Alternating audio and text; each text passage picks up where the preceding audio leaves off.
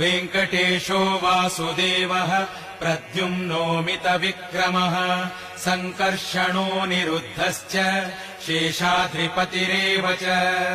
जनार्दनः पद्मनाभो वेङ्कटाचलवासनः सृष्टिकर्ता जगन्नाथो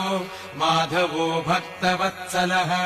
गोविन्दो गोपतिः कृष्णः केशवो गरुडध्वजः वराहो वामनश्चैव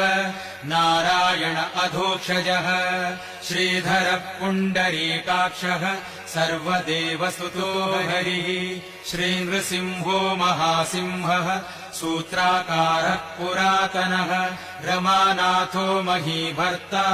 भूधरः पुरुषोत्तमः चोलपुत्रप्रियः शान्तो ब्रह्मादीनां वरप्रदः श्रीनिधिः